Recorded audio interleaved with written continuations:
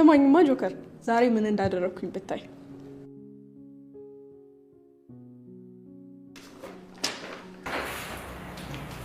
ምን አልሽ?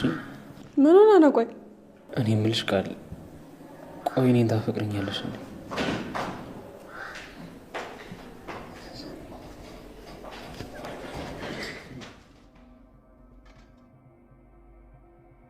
መፈቀርም አይገባሽም። እንደዛ እየለመንኩሽ ጆከርዬ ምንም አትበል። በቃ ያለፈው አልፏል። ናፍቀኸኝ ነበር። እኔም በጣም ናፍቀሽኝ ነበር። ሰኒ ጆካን አይተሽዋል እንዴ? ቢሮ ሂጅ እኮ አጣሁት። ዛሬ ፊቱ ልክ አይደለም። ምን ሆኖብኝ ይሆን? የኔ አባት ምን ሆኖብኝ ይሆን? እንዴት ነሽ?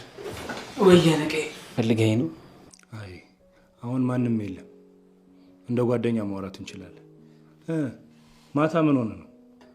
ኧረ እኔ ምንም አልሆንኩኝም። እንደዚሁ ዝም ብዬ ነው። እንዴ እህትህ እኮ ማታ አንተ ጋር አለው ብላ ደውላልኝ ነበር።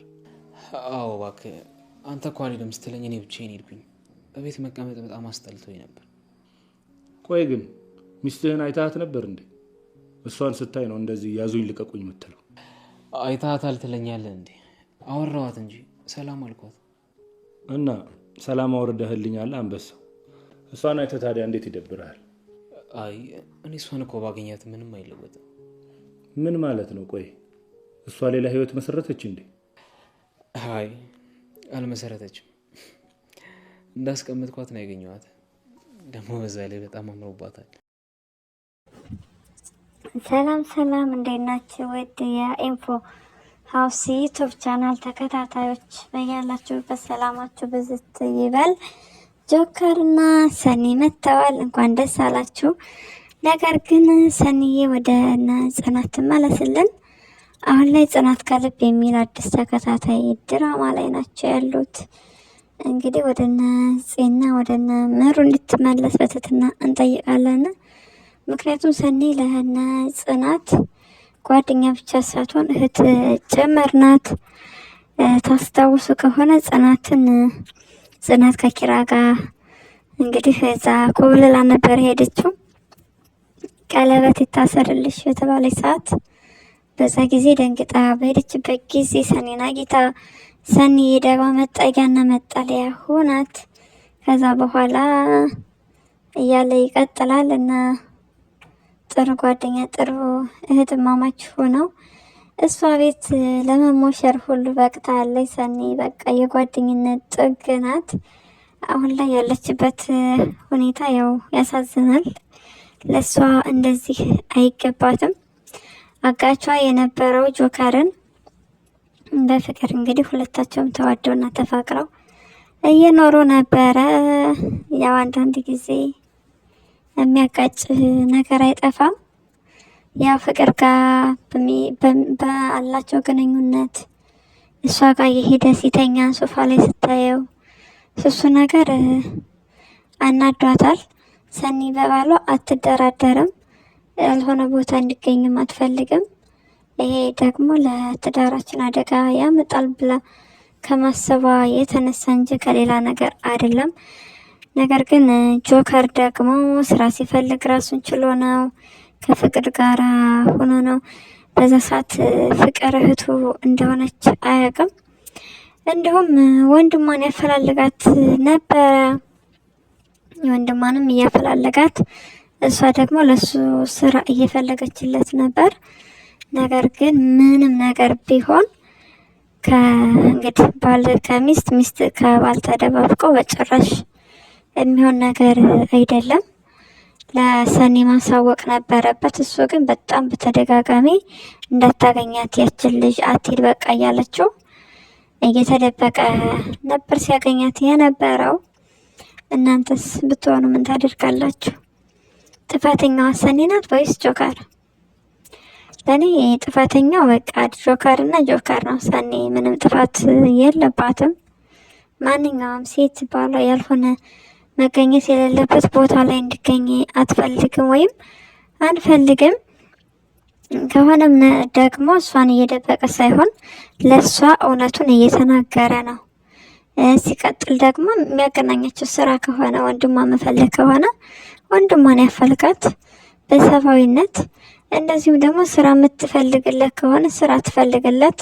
ነገር ግን ከእሷ ቤት እየሄደ እንደ ባል አብረው በአንድ ላፕቶፕ በፊልም እያዩ ከዛም ደግሞ ተቃቅፈው ሶፋ ላይ እየተኙ፣ ኧረ በጣም ይሄ ከባድ ነው።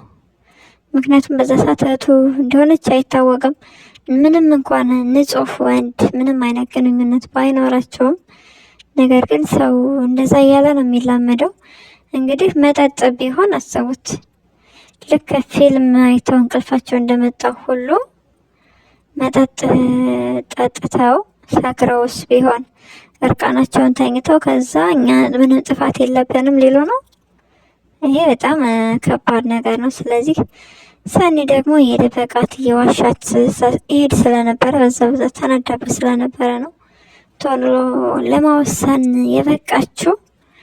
እንግዲህ እነ ኪራ ጋር ሲጣላ የአቶ በላይ ተባባሪ ነው ምናምን ብሎ ኪራ እሷን ሲወቅሳት እሱ በር ዘግቶ ሲያለቅስ ምን ሲል እሷ ግን በቃ የኔ ጌታ ብላ እንባውን አብሳ በሱ ተማመናል እሱ ምንም ነገር አያደርግም ብላ ከጎኑ ነበረች። የሆነች ሲናገሩባት እንደውም በጣም ነበረ የከፋት። እንግዲህ አጋቿ የሆነውን ሰው ነው ያፈቀረችው። ስለዚህ ፍቅሩ ስትቀበል ደግሞ ምን አለው ምን ስራ ምን ፋሚሊ ያለው ምናምን በጭራሽ እሱን እንደሱነቱ ነበረ የተቀበለችው። ነገር ግን ጆከር ነገርን ሁሉ ግልብጥብጥ አድርጎ ጥፋተኛው እሷ ብቻ እንደሆነች እሱ ምንም ጥፋት ስህተት እንደሌለበት እንደዛ እያደረገ ነው ያለው። ሰኒን የፍቅር ወንድሟን እናፈልጋት ቢል በጣም መልካም ነገር ነበር። ሲቀጥል ከመጀመሪያ ፎቶ አላዩም። እንግዲህ ከሰኒ ጋር ተጣልቶ በነበረ ሰዓት ፍቅርን ይሰርባት ነበር፣ ገፈትራት ነበር፣ ብዙ ነገር ያመነጫጭቃት ሁሉ ነበረ። እህቱ እንደሆነች አያውቅም።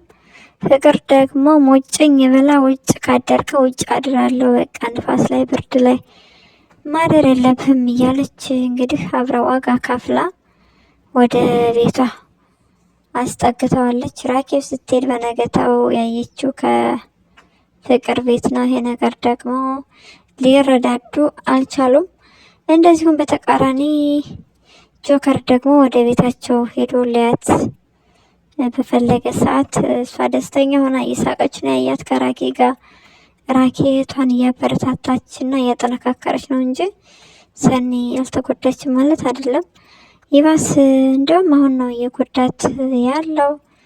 አሁን ላይ ያልሆነ ነገር ውስጥ እየገባ ነው ጆከር። ይሄ ነገር ላንተ በጭራሽ አይጠቅምህም፣ እንድታስብበት እንፈልጋለን። አጋጣሚ አቃጣሪ እንዲሉ እንግዲህ ጆከር የሚሰራበት መስሪያ ቤት ውስጥ ሰኒ አዲስ ተቀጣሪ ሰራተኛ ሆና ገብታለች። ቃል የምትባለው አለቃቸው እንግዲህ አንድ ከሴት የወደደችው ሰኒ ነው የቀረበችው። በቃ ጓደኛ እንድትሆናት የምትፈልገው ሰኒ ነው። ስለዚህ ሰኒ ደግሞ የጆከር ፍቅረኛ እንደሆነች ወይም ሚስቱ እንደሆነች አታውቅም። እንግዲህ ሰኒም ነደድ እንደማለት እያለች ነው፣ እየበሰጫት ነው። ሰኒ አትበሳጭ፣ መበሳጨት የለብሽም። አንቺ ጀግና እና ታታሪ ሴት ነሽ። የምንፈልገው ጥንካሬና ጥንካሬሽን ብቻ ነው። ጠንክረሽ እንደምናይሽም ከዚህ በላይ ሙሉ እምነት አለን፣ በአንቺ እንተማመናለን። ራኬ እንግዲህ ከማሰቧ የተነሳ ላንቺ ከስራሽ እንድትባረሪ እያናገረችው ነው። አሰራችውን ምክንያት ልትነግረው በነበር ጆከር መጥቶ ምክንያቱን አልነገረችውም። ስለዚህ ከእንግዲህ እንደማያስወጣሽ ነው አሰርሽም የሚያውቀው። ቶሎ ስለለመድሽ ስራውን ጎበዝና ጠንካራ ሰራተኛ ስለሆንሽ በጣም ነው የወደደሽ። ከስራሽ አትለቂም። ለቃቂ ብትባይም ያው እንደማትለቂ እርግጠኛ ነን። ራኪ ለቃቂ እያለች ነበር። ለማን ብዬ ነው አለቅም ብለሻል። በዚሁ በርቺ፣ ጠንክሪ፣ ጆከር ግን የእውነት በጣም ግፈኛ ነህ። ግፍ እየሰራህ ነው።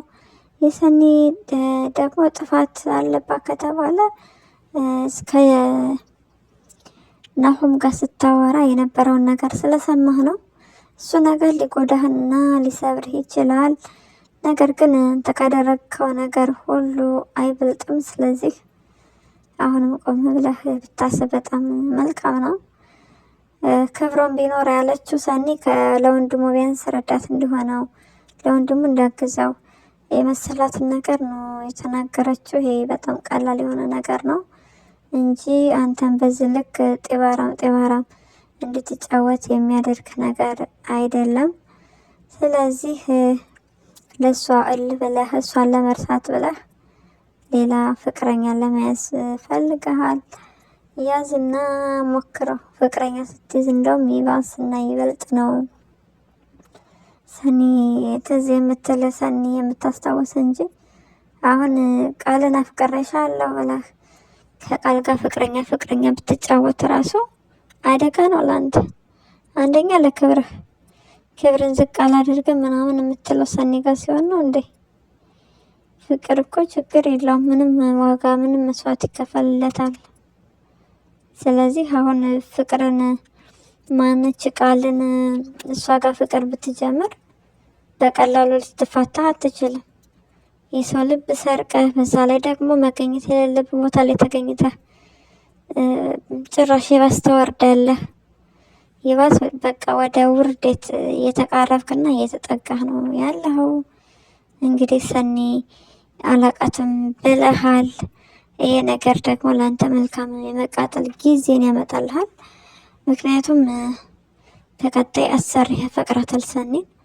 ያንተ ሚስት እንደነበረች አያውቅም። አንተ ማላቃትም ብለህ ራስህ ጨዋታውን ጀምረሃል። ድል ሰኒ ሁል ጊዜም ቢሆን አሸናፊ ነች። ስለዚህ በቀጣይ አሰሪ ያፈቅራታል። ስለሷ መልካምነት፣ ስለሷ ውበት፣ በቃ ስለሷ ስብዕና እየነገረህ አንተ ደግሞ ከቃል ጋራ እየተንቀለቀልክ እረረድብር ትላለህ። ምንም ማድረግ አይቻልም ጆከር። እንግዲህ የፈጣሪ ብርታቱን ይስጥ። በእውነቱ ራስ የጀመርከው ድራማ በጣም ከባድ ነው። የማትወጣበት ነገር ውስጥ ነው ራስ ግን እየከተትክ ያለኸው። ፍቅር ደግሞ በጣም ጥሩ ሰው ነች። ትችያለሽ፣ በቃ ትለያለሽ። ወንድምሽን እና የወንድሙን ሚስት አንድ ለማድረግ የምትይዝበት ርቀት፣ እንደዚሁም ደግሞ ጆከር ወንድምሽን እንደ አልሆነ እያወቅሽ እሱን ለማገዝ ሊስትሮ ሲሰራ እሱን ለመርዳት የምትይጅበት ርቀት በጣም ጥሩ ነበረ። ግን ደግሞ ፈጣሪ ፍቃድ ሆነና ወንድምሽ ሆኖ ተገኘ። በጣም ደስ ይላል። ወንድምሽ ባይሆን እንደዚሁም ከሚስቱ ጋር በአንቺ ምክንያት ተለያይቶ ቢቀር ምን ሊፈጠር እንደሚችል መገመት አያቅትም። በእርግጠኛነት አንቺ ጋር ተፋቅራችሁ ትኖሩ ነበረ። ነገር ግን ደብተርሽ ውስጥ የእሱን ፎቶ አጌጦ ወንድምሽ እንደሆነ አቀሻል። እሱም አውቋል። በጣም ነው ደስ ያለን እህትና ወንድም ስለሆናቸው ቤተሰብ ስላገኘሽ በጣም ደስ ብሎናል። እንኳን ደስ አላችሁ ማለት እንፈልጋለን። እንግዲህ ጎቤውን እናንትቶ ሌላ ሴት አስረግዟል። ለኒና መናገር አለብን። ኒና እንደውም ወሬ ጠምቷታል። ስለዚህ አዲስ ወሬ ስታገኝ ነቃ ደንገጥ ትላለች። ጎቤውም ለመከሰስ ተዘጋጅ። እዛ ጋር የድሮ ፍቅረኛ ኒና ናቲ ባል አልሆንም ብሎ ያስቀየማትና ያስለቀሳት ነው። ሊስተካከልና ሊሻሻልላት አልቻለም። ስለዚህ ወደ አንተ መምጣቱ አይቀርም። አንተ ደግሞ አስረግዘህ እየጠበካት ነው።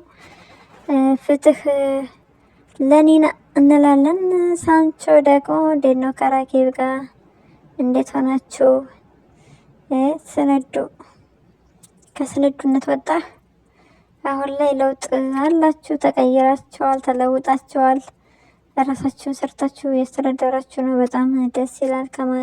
ከመስረቅ ከማጨስና ከመቃም ወጥታችኋል። በዚህ መልኩ ስላየናችሁ በጣም ነው ደስ ያለን። እንግዲህ ሊያ ደግሞ እንዴት ነው እርግዝና ያረገሽው? እውነት ከጎቤው ነው ወይስ ከሌላ ጓደኞችሽ ነው? አሁን ላይ ልጅ አልቀበልም፣ እኔ ለራሴ ልጅ ነኝ፣ እኔ አልጠቅምሽም እያለች ነው። ነገር ግን ደግሞ አንቺ ሰርተን አንድ ላይ መሆን እንችላለን፣ አንድ ላይ ሰርተን መቀየር መለወጥ እንችላለን፣ አንድ ላይ ሆነን መደጋገፍ እንችላለን እያልሽ ነው። በዚሁ በርቺ፣ ቀጥይ፣ ከቤት እንዳትወጪ፣ ንቅንቅ የለም። እንግዲህ ሽማግሌ ይላክና ሚስቱ አድርጎ እንዳስቀምጥሽ ነው እኛ ምኞታችን። ለሽምግልና ያው ሴት የሚሄድ ከሆነ እኔ አለው ጎቤው እንዳታስብ። ሳንቾ ደግሞ ተንኮል አትስራ፣ ጓደኛህን ላጎርስ ብለህ ለራስህ አትጉረስ፣ ጓደኛህንም እያበላህ ማለት እንፈልጋለን። የሰኒ አሰሪ ራኬብን አታስቢ። ይሄ ነገር የሚፈጠረው ብቻ በተደጋጋሚ ወይም ቶቶሎ አይደለም ብሏታል። ባለፈው ጫማ ቀጭቋ ቀርጫ ቃምቧ እያለች ቆልት ምስ እያለች እየተራመደች ነበረ ራኬብ። በዛን ጊዜ እንግዲህ በሽታው ተነስቶበት ቅይሬር ልውጡጥ ብሎ ነበር ሰውየው። ነገር ግን በዛ ምክንያት አስበሽ ከሆነ ከስራ እንድትለቅ የፈለግሽው ይሄ ነገር አይደገምም ወይም የለም እያላት ነው። በጣም ደስ ይላል ማሰብህ እና ይቅርታ መጠየቅህ። ስለዚህ ራኬብም ተረድታዋለች። በዛ ምክንያት እንዳልሆነም ታውቃለች። ያው በጆከር ምክንያት እንደሆነ ነው የምታውቀው። እንግዲህ በቀጣይ የሚያውቅ ይሆናል። ካላወቀ እንደነገርኳችሁ ቀጥታ ሰኒን ነው የሚያፈቅር። እንግዲህ ጆካዬ መልካም መቀጠል እንደሆነልህ እንመኛለን። አንተም ቃልን ያዝና ቀልቀል በል፣ ተንቀልቀል። መንቀልቀል ነው የፈለግከው። ክብርና ግርማ ሞገስ እንዲኖርህ አልፈለግክም። ሰኒን የመሰለች ሚስትህን ምንም ባልነበረ ጊዜ የያዘችውን ያስጠቃችህን በዚህ ልክ መወንጀል ተገቢ ነው ብለን አናስብም። አንተ እሷ ጋር መተህ ስትመለስ በጩቤ እንደተወጋህ እየነገረቻት ነበረ ለፍቅር። እንግዲህ ያስወጋህ ደግሞ የኪራ ወንድም ነው፣ የድሮ ጓደኛ። ስለዚህ ሰኒ እሱን ለመደባደብ እሱን ለማጥቃት ነው የምትሄደው። ባትሰማ መልካም ነበር። ነገር ግን መስማቷም ግድ ይላል። እውነቱን ማወቅ መልካም ነገር ነው። ስለዚህ ስፒድን ትበቀለዋለች ወይስ አትበቀለውም? ስፒድን ለመበቀል ስትሄድ ጉዳት ያደርስባት የሆነ የሚለው ነገር ያሳዝነናል እንጂ አንተን እንዳስወጋ ስታቅ በጭራሽ አብረሃት እንደማትሆን ያወቀች እንኳ ራሱ መሄዷ እና መበቀሏ የማይቀር ነገር ነው። ሰኒዬ ራስሽን ጠብቂ ማለት እንፈልጋለን። ምንም እንድትወኝብን አንፈልግም። ለዛሬው ይህንን ይመስላል የያዝንላችሁ ቪዲዮ። በሌላ ቪዲዮ እስክንገናኝ ድረስ መልካም ጊዜ እንዲሆንላችሁ እንመኛለን። በያላችሁበት ሰላማችሁ ብዝት ይበል። ለዚህ ቻናል ደግሞ አዲስ ከሆናችሁ ላይክ እና ሼር፣ ሰብስክራይብ በማድረግ ቤተሰብ ይሁኑ። እናመሰግናለን። ባይ ባይ።